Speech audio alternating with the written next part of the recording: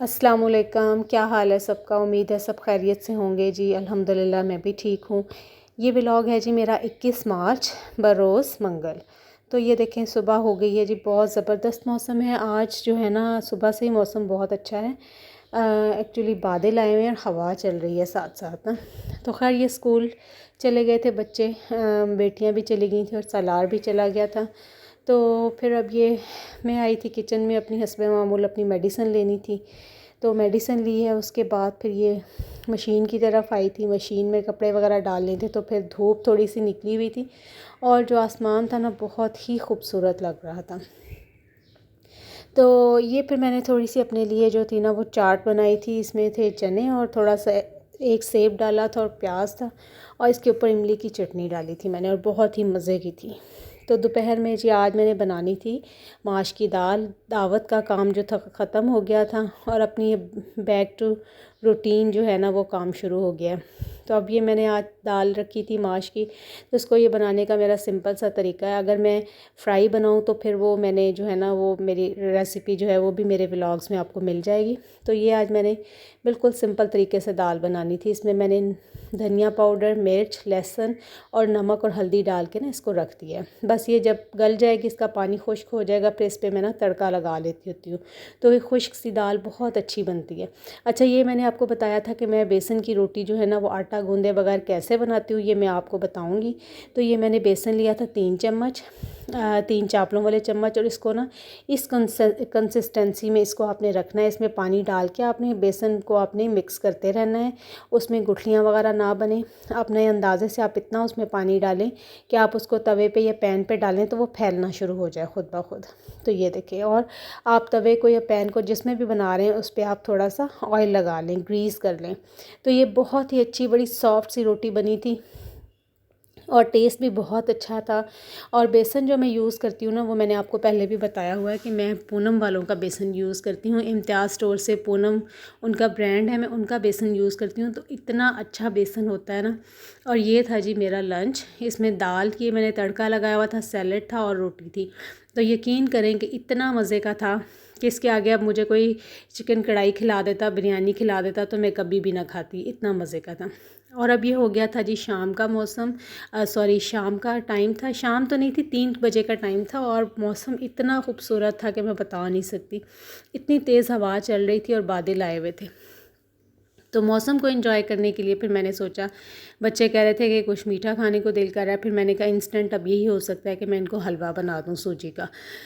तो फिर ये मैंने हलवा बनाना शुरू किया।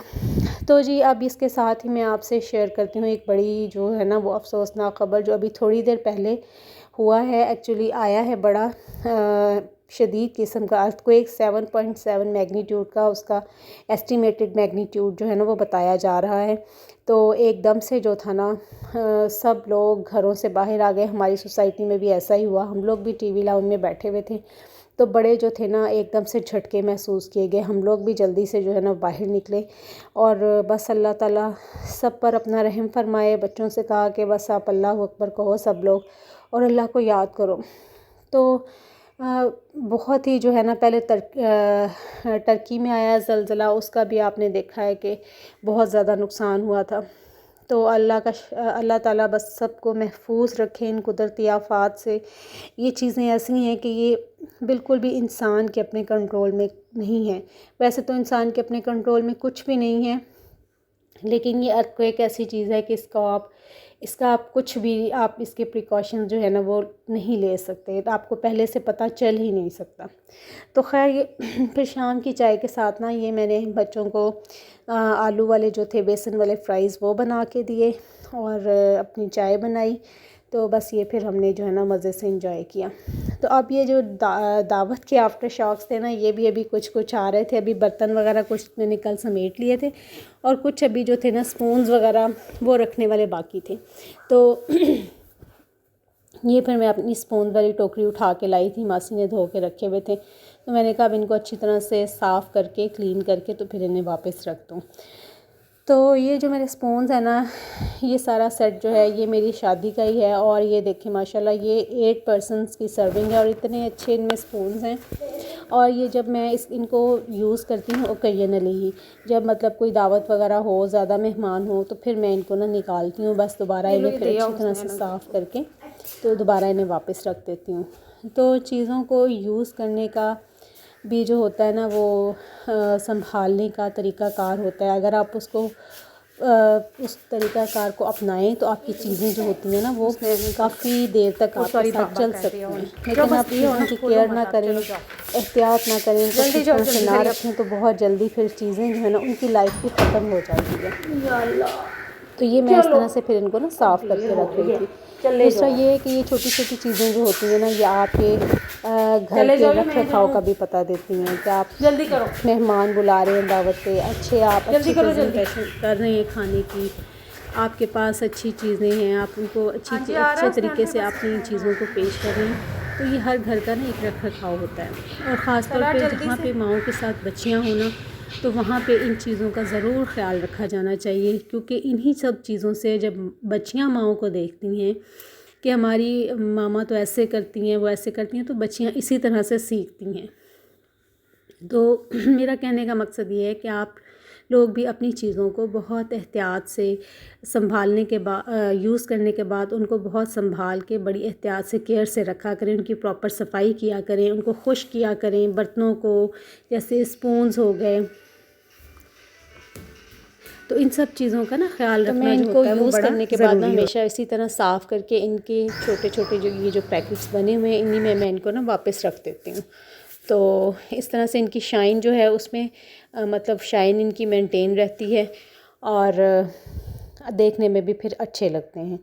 तो बस ये छोटी छोटी जो होती हैं ना, आपको कह लें कि ये ट्रिक्स होती हैं, छोटी छोटी टिप्स होती हैं, ये एक दूसरे को हमें जो है ना मेरे ख़्याल में देते रहना चाहिए।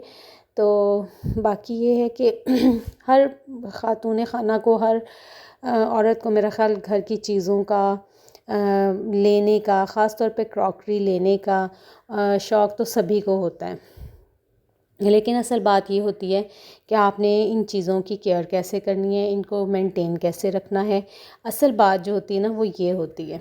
तो अल्हम्दुलिल्लाह मुझे भी बहुत शौक़ है क्रॉकरी ख़रीदने का, और फिर मैं उनको जो है ना वो फिर मेरी ये आदत भी है कि मैं उन्हें बहुत संभाल के बड़ी एहतियात के साथ रखती हूँ।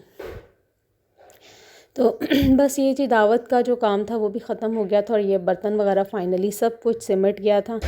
तो बस अब जो है ये थोड़ा सा अर्थक्वेक ने परेशान कर दिया था। तो अल्लाह ताला बस हम सब के हाल पे रहम फरमाए, अल्लाह ताला हम सब को महफूज रखे और हर किसी को अपने हिफ्ज़ व अमान में रखे। रमज़ान भी स्टार्ट होने वाला है। तो जी बस इसके साथ ही अपने व्लॉग को एंड करती हूँ। इजाज़त दीजिए। अल्लाह हाफ़िज़।